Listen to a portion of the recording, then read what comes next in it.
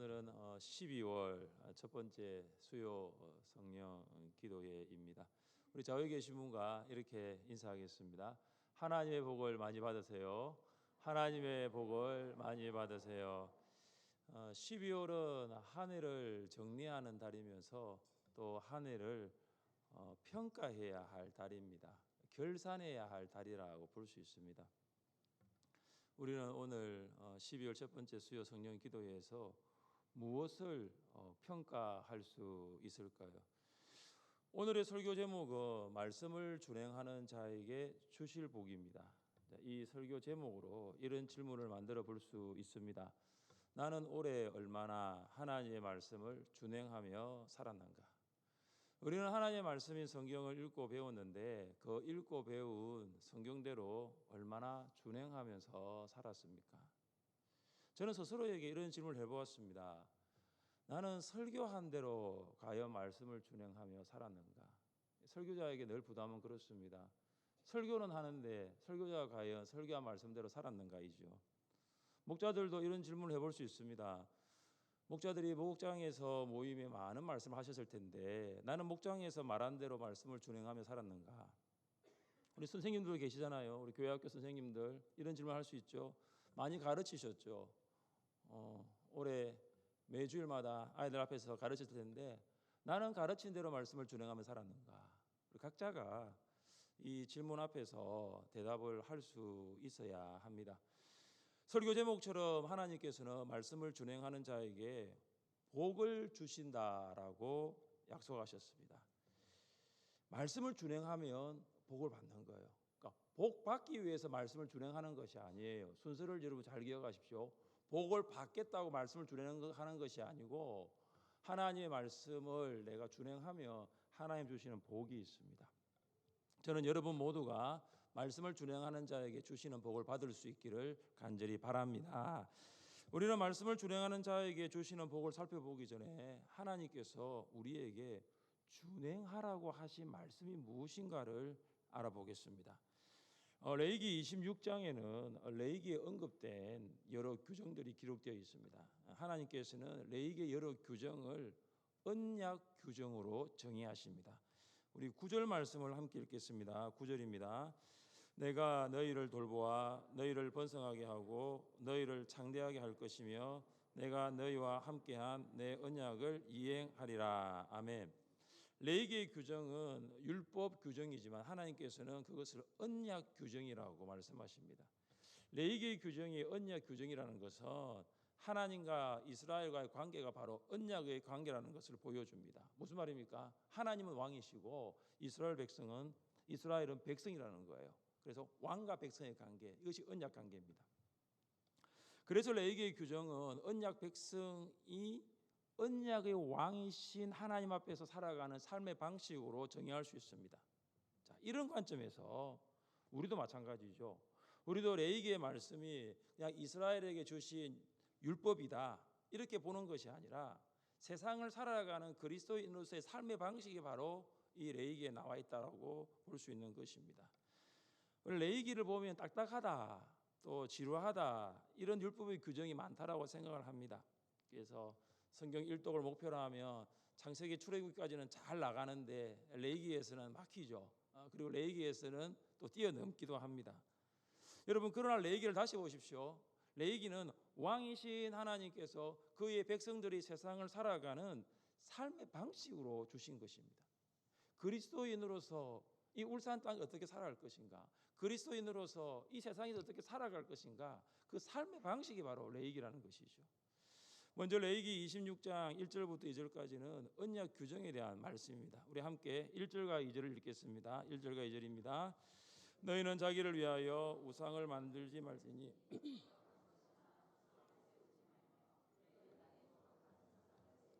그에게 경배하지 말라. 나는 너희의 하나님 여호와임이니라. 너희는 내 안식일을 지키며 내 성소를 경외하라. 나는 여호와이니라. 아멘. 1절과 2절에는 이스라엘 백성이 지켜야 할 언약 규정이 제시되어 있습니다. 언약 규정이 크게 세 가지인데요. 첫째는 우상을 만들어 숭배하지 말라입니다. 그리고 언약 규정의 둘째는 안식일을 지키라입니다. 그리고 셋째는 하나님의 성소를 경외하라입니다. 하나님께서는 이스라엘 백성에게 우상을 만들어 숭배하지 말라고 하십니다. 자, 우상을 만들어 숭배하는 것은 이스라엘 백성의 삶의 방식이 아닙니다. 우상을 만들어 숭배하는 것은 가나안 사람들의 삶의 방식이죠.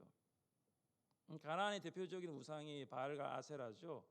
이 바알과 아세라를 비롯한 수많은 우상들은 만들어진 거예요. 갑자기 생긴 것이 아니라 사람이 만들었어요. 금과 은을 가지고 돌과 나무를 가지고 우상을 만들었습니다. 그래서 가나안 사람들은 우상을 만들어 놓고 그것을 신이라 부릅니다. 이것이 신이다라고 부르죠. 왜 가나안 사람들은 우상을 만들어 그것을 숭배했을까요? 누구를 위해서일까요? 그 신을 위해서일까요? 바알을 위해서 우상을 만들었을까요? 그렇지가 않습니다. 오늘 1절 말씀은 이렇게 시작하죠. 너희는 자기를 위하여 우상을 만들지 말지니. 그러니까 우상을 만드는 사람들은 누구를 위해 만드냐 하면은 자기를 위해 만들어요. 자신의 건강과 물질을 위해서, 자신의 가족이나 행복을 위해서 우상을 만듭니다. 여기서 우리가 한 가지 질문을 할 수 있습니다. 우리는 왜 하나님을 믿고 있나요? 여러분, 왜 하나님 믿고 있습니까? 가나안 사람들이 자기를 위하여 우상을 만들어 숭배하는 것처럼 우리도 혹시 우리를 위하여 하나님을 믿고 있는 건 아닐까요? 나를 위하여 하나님 믿고 있는 거 아닐까요? 나의 자녀 위하여 하나님 믿고 있는 거 아닐까요? 얼마 전 기독교인 1000명에게 물었습니다. 이런 질문을 했습니다.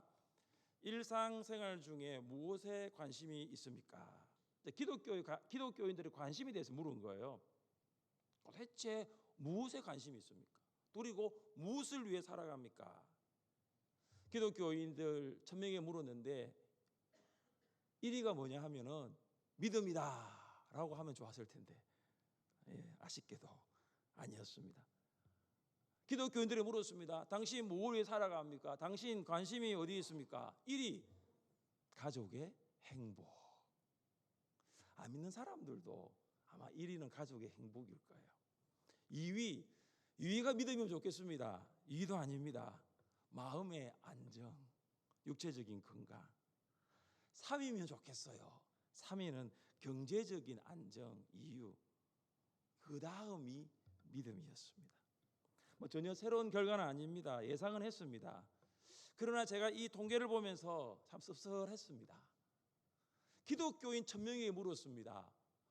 그냥 대한민국 사람 1000명이 아니고 그냥 불신자 1000명이 아니고 기독교인 1000명한테 물었는데 당신 왜 살아갑니까? 당신 왜 신앙생활 합니까? 보니까 가정의 행복, 마음의 안정, 경제적인 안정, 마지막이 뭐냐면 믿음이었습니다. 우리의 관심은 과연 어디에 있습니까? 우리의 관심은 하나님이 아니라 자녀일 때가 참 많아요. 우리의 우선순위도 교회가 아니라 가정일 때가 많고요. 믿음이 아니라 그냥 세상일 때가 많은 거죠. 만약 여러분이 이 1000명 중에 한 명이라면, 여러분이 이 질문을 받았다면 여러분은 무엇이라고 대답했겠습니까? 왜 하나님께서는 이스라엘 백성에게 자기를 위하여 우상을 만들지 말라 하였을까요? 그 이유는 이것입니다. 나는 너희의 하나님 여호와임이니라. 같이 한번 따라해 보겠습니다. 나는 너희의 하나님 여호와임이니라. 나는 너희의 하나님 여호와임이니라. 이것 때문에요. 하나님 어떤 분이시냐? 여호와 하나님이시기 때문에. 이스라엘 백성은 우상과 언약을 맺지 않았습니다. 이스라엘 백성이 언약을 맺은 분은 하나님이십니다. 하나님과 언약을 맺은 이스라엘 백성이 어떻게 우상을 만들 수 있습니까? 하나님과 언약을 맺었는데 어떻게 우상을 숭배할 수 있습니까? 우상 숭배는 하나님에 대한 배신입니다. 이건 배신이에요. 하나님은 그들과 언약을 맺었는데 그들이 하나님을 버리고 우상을 만들어 숭배한다는 것은요, 이건 배신이죠. 그래서 하나님께서 이렇게 말씀하십니다. 너희는 내 안식일을 지키며 내 성소를 경외하라. 하나님께서 안식일과 성소를 말씀하신 이유는 안식일과 성소가 언약의 왕이신 하나님과 관련된 것들이기 때문입니다. 여러분, 안식일이 무엇입니까? 안식일은 하나님께서 이스라엘 백성을 거룩하게 성별하신 표징입니다. 그러니까 안식일을 지킨다는 것은 하나님과 백성 사이의 영원한 표징입니다. 반대로 안식일을 지키지 않는다는 것은 언약의 왕을 하나님으로 인정하지 않는 것이죠. 모든 날과 시간의 주인은 하나님이십니다. 사람은 시간과 날을 만들지 않았습니다. 날과 시간을 만드신 분은 하나님이십니다. 그래서 안식일을 지킨다는 것은 시간의 주인을 하나님으로 인정하며 그 날을 거룩하게 구별하는 것입니다. 또한 성소는 왕이신 하나님께서 자기 백성과 함께 계시는 장소입니다. 하나님께서 명령하신 여러분, 성소는 그 고대의 화려한 신전에 비하면 참 작았습니다. 하나님께서 원하시는 것은 성소의 크기가 아니에요. 이스라엘 백성이 거룩하신 하나님께 예배드리는 것입니다. 그러니까 성소를 경외한다는 말은 뭐냐면 오늘날 말하면 교회를 크게 지으라는 것이 아니에요. 하나님을 진정으로 예배하라는 것입니다. 언약 규정에서 드러나는 핵심은 무엇입니까? 언약의 핵심은 우상을 숭배하지 말고 안식일을 지키고 성소를 경외하는 것입니다. 근데 안식일을 지키는 것과 성소를 경외하는 것은 결을 같이 합니다. 왜냐하면 안식일을 지킬 때에 하나님을 예배할 수 있습니다. 주일을 하나님의 시간으로 구별할 때 교회에서 하나님께 예배할 수 있는 것이죠. 그래서 거룩은 바로 시간의 구별 그리고 장소의 구별입니다. 일주일 7일이 모두 거룩하죠. 특별히 하나님께서는 주일을 구별하여 거룩하게 하셨습니다. 우리는 거룩한 주일을 거룩하게 보내어야 합니다. 예배뿐만 아니라 생활도 거룩해야 됩니다. 교회 학교에서 이제 전도 행사라든지 특별한 주일날 보면은 배달로 해서 음식이 교회로 오는 것에 대해서 교회 학교 교사들을 한번 생각해 보셔야 됩니다. 그것이 과연 최선인가? 그것이 과연 최선인가? 양육반이나 목장과 초원에서도 주일날 식당이나 아니면 또 다른 곳에서 식사 교제를 하신다면 한번 생각해 보셔야 됩니다. 그것이 과연 최선인가? 이것밖에는 방법이 없는가? 음식을 배달하여 먹거나 외부 식당에 식사하는 것이 과연 주일날 성도가 교제를 나눌 수 있는 최선인 걸 한번 생각해 보셔야 됩니다. 다른 방법으로 식사 교제를 할 수 없는가? 우리 교회는 식당이 잘 되어 있습니다. 그러면 주일에 교회 식당이라는 장소도 이용할 수 있어요. 뭐 그것도 안 되면은 토요일에 할 수도 있죠. 주중이라는 시간도 이용할 수 있습니다. 안식일을 거룩히 지키라는 것은 단순하게 예배만 드리라는 것이 아니라 생활 속의 삶 속에서의 거룩도 지키는 것이죠. 우리가 거룩한 백성 성도라면 주일을 거룩하게 지키는 것은 매우 당연한 사실입니다. 하나님께서는 이러한 언약 규정을 준수하며, 그러니까 1절과 2절에 나와 있는 이 언약 규정을 준수하며 우상을 만들지 말고 우상에게 절하지 말고 그리고 안식일을 기억하고 오늘 말하면 주일을 기억하고 참된 예배를 드리는 자에게 약속하고 있는 복이 있습니다. 그래서 이 복은 언약 규정을 순종할 때 주어지는 거예요. 하나님께서 언약 규정을 순종하는 이스라엘 백성들에게 어떤 복을 주시겠다고 말씀하십니까? 우리 4절과 5절 말씀을 함께 읽겠습니다. 4절과 5절입니다. 내가 너희에게 철 따라 비를 주리니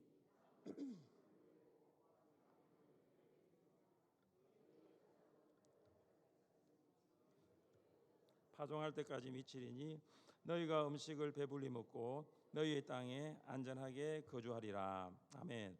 언약 순종의 첫 번째 복은 번영의 복입니다.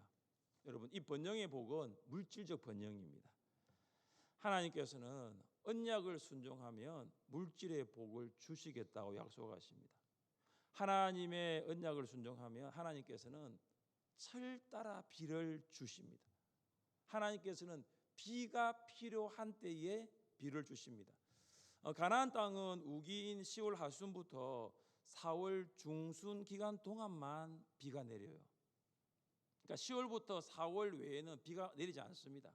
그러니까 이때 비가 와야 됩니다. 10월부터 4월 6개월 동안 비가 와야지 농사를 지을 수 있습니다. 그러나 가나안 사람들은 바알과 아세라가 비를 내린다고 믿고 있었어요. 그런데 오늘 본문을 잘 보시면 비는 내가 너희에게 철 따라 주겠다고 하십니다. 내가가 누굽니까? 하나님이십니다. 비를 주시는 분은 하나님이세요. 하나님께서 물질의 복을 주시는 거예요. 하나님께서 주시는 물질의 복은 점진적입니다. 읽은 말씀을 잘 보시면 땅은 산물을 내고 나무는 열매를 맺습니다. 점진적이라는 거예요.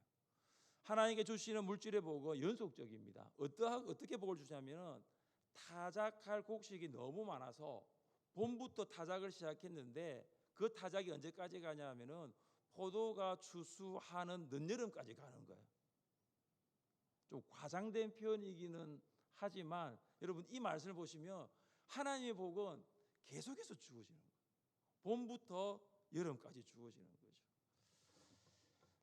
제가 이 언약 순종의 첫 번째 복이 물질의 복이라는 것을 증명하는 일은 쉬운 일이 아닙니다. 왜냐하면은 저는 지금 직장 생활을 하거나 사업을 하면서 제가 물질을 이렇게 버는 것이 아니라 교회에서 정한 사례를 봤기 때문에 제가 이 물질의 복을 증명하는 것은 많지 않아요. 그러나 그렇다고 제가 물질의 복을 증명할 수 없는 것은 결코 아닙니다. 말씀을 준비하면서 한번 생각해 보았습니다. 저는 결혼하고 신혼생활을 반지하에서 시작했습니다. 유일하게 햇빛이 드는 창문이 있었는데 그 창문에는 거의 매일 계란을 파는 트럭이 그 창문을 햇빛 드는 그 창문을 가렸습니다. 그래서 계란이 왔어요. 싱싱한 계란이 왔어요. 이 계란 방송을 거의 매일 들어야 했습니다. 당시 저희가 살았던 이 반지하는 10평도 채 되지 않았는데 반지하에서 시작할 수밖에 없었던 것이 뭐냐면 저희가 가진 돈으로 시작했어요. 저희는 그때는 전도 살아서 대출도 여의치 않았지만은 사실 부모님께도 손을 내밀 수 없는 상황이었고 그냥 저희가 있는 돈으로 시작하자고 서울에서 방을 구해 보니까 반지하더라고요. 그렇게 생활했습니다. 그런데 한 번도 불평한 적 없어요.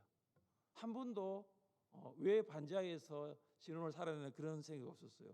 네, 서울 반지하는 여러분, 비만 오면요 침수가 됩니다. 그래도 행복했어요. 왜 행복했냐면은 저희가 할 수 있는 힘으로 시작했다는 것이 행복이었고 또 이것에 대해서 아내가 한 번도 불평하지 않았다는 거죠. 왜 우리가 반지하에서 시작하냐 하면은 불평하면요 제가 얼마나 마음이 복잡하겠습니까? 한 번도 아내가 반지하 10평 안 되는 그 신혼집에서 생활한 것에 대해서 불평하지 않았어요. 근데 제가요 이것도 교회에서 주신 사택인데 제가 한 번씩 사택에서 이렇게 앉아 있으면요 내가 지금도 꿈을 꾸고 있나 생각이 드는 거예요. 와, 25년 전 그 반지하에 있었는데 지금은 반지하가 아닙니다. 엄청 높은 데 살고 있습니다. 햇빛도 잘 듭니다. 그 보면서 하나님께서 이런 물질의 복을 주셨구나. 물론 제가 제 돈으로 아파트를 산 건 아니지만 교회가 구입하셨지만 그런 생각이 들었어요. 그래서 왜 이런 하나님의 복을 주셨을까? 그래서 저와 아내가 잘한 것이 좀 하나 있습니다. 그 중에 오늘 말씀을 생각해 잘한 것이 뭐냐면 모든 순간에도 성경을 하나님의 말씀으로 믿고 그 말씀을 준행하며 삶을 살았다는 거예요. 지금도 그래요. 지금도 어떻게 하든지 간에 성경은 하나님의 말씀을 믿고 그 말씀대로 살아가려고 하고 있어요. 물질의 복을 받으려고 말씀을 준행한 것이 아니에요. 말씀 준행하는 자체가 저에게는 복이었습니다. 그리고 물질의 복은 덤으로 하나님이 주신 거예요.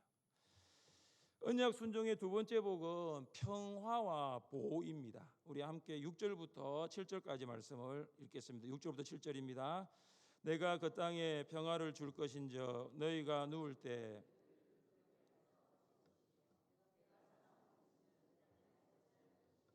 칼이 너희의 땅에 두루 행하지 아니할 것이며 너희의 원수들을 쫓으리니 그들이 너희 앞에서 칼에 엎드러질 것이라. 아멘. 하나님께서는 언약을 순종하며 평화와 보호를 약속하십니다. 이스라엘 백성이 누울 때에 그들을 두렵게 할 자가 없습니다. 왜냐하면 하나님께서 덜 짐승의 공격으로부터 이스라엘 백성을 보호하시기 때문입니다. 이스라엘 백성은 두려움이 없습니다. 왜 그렇습니까? 하나님께서 이스라엘의 원수들을 멸하기 위해 친히 싸우시기 때문에 두렵지 않습니다. 그래서 하나님께서는 이스라엘 백성들에게 샬롬, 평화를 주십니다. 평화는 하나님의 보호하심 때문에 이루어집니다. 하나님께서는 이스라엘 백성을 들짐승과 원수들의 공격으로부터 보호하십니다. 하나님의 보호가 있을 때 이스라엘 백성은 평화를 누릴 수 있는 거죠. 이것이 하나님 말씀을 준행하는 자에게 주시는 복입니다. 언약 순종의 세 번째 복은 하나님의 임재입니다. 우리 11절부터 12절까지 읽겠습니다. 11절부터 12절입니다. 내가 내 성막을 너희 중에 세우리니 내 마음이 너희를 싫어하지 아니할 것이며 나는 너희 중에 행하여 너희의 하나님이 되고 너희는 내 백성이 될 것이니라. 아멘. 이 세 번째 복은 이 세 가지 복 중에 가장 큰 복이에요. 물론 앞에 물질의 복도 있고 또 평화와 보호라는 복도 있지만 이 세 번째 복은 하나님의 임재의 복입니다. 제일 중요한 복이에요. 하나님께서 성막을 이스라엘 백성 중에 세우겠다고 하십니다. 성막으로 번역된 히브리어 미스카는 주거지의 의미를 가지고 있어요. 무슨 말입니까? 하나님께서는 이스라엘 백성 가운데 주거지를 두겠다는 거죠. 다시 말해서 이스라엘 백성 가운데 계시겠다는 거예요. 하나님께서는 단순히 이스라엘 백성 가운데 거주하겠다고만 하지 않습니다. 12절에서 시작되는 나는 너희 중에 행하여, 이 행하여라는 것은 단순히 거한다라는 것이 아니라 적극적으로 거주하며 왕래하는 것을 말합니다. 하나님께서는 이스라엘 백성 가운데 성막을 세우고 그곳에 임재하여 적극적으로 행하시겠다고 약속하고 있습니다. 그 결과 하나님은 이스라엘의 하나님이 되고 이스라엘은 하나님의 백성이 되는 것입니다. 이것은 이스라엘 백성이 말씀을 순종하며 언약을 준행하면 하나님과 이스라엘 백성의 관계가 되는 것이 아니에요. 이미 그들은 시내산 언약을 통해서 하나님과 백성의 관계가 되었습니다. 무슨 말입니까? 그들이 언약을 순종하며 말씀을 준행하며 하나님과 백성의 관계가 계속 지속된다는 것을 말씀하고 있습니다. 하나님과 백성의 관계는 말씀으로 이루어집니다. 한번 따라해 보겠습니다. 하나님과 백성의 관계는 말씀으로 이루어집니다. 우리가 하나님의 백성이 될 수 있었던 것은 하나님의 말씀을 들었고 그리고 그 들었던 말씀을 믿었기 때문입니다. 하나님의 말씀을 들을 수 있는 것은 은혜입니다. 믿습니까? 하나님의 말씀을 들을 수 있는 것은 은혜예요. 그러나 하나님의 말씀을 믿을 수 있는 것은 은혜 위에 은혜예요. 여러분 한번 생각해 보셨습니까? 우리가 무엇이기에 하나님의 말씀을 들을 수 있었습니까? 하나님의 말씀이에요. 대통령의 말도 아니고요. 우리가 무엇이기에 하나님의 말씀을 들을 수 있었어요? 우리가 무엇이기에 그 말씀을 믿을 수 있게 되었습니까? 이거 은혜 아니에요. 그래서 하나님의 말씀을 듣는 것도 은혜고 들었던 그 말씀이 믿어지는 것은 은혜 중에 은혜 위에 은혜라는 거예요. 이뿐 아닙니다. 더 놀라운 것이 있어요. 그것은요, 내가 들었던 말씀, 내가 믿었던 말씀을 내가 전파한다는 거예요. 내가 전하고 있다는 거예요.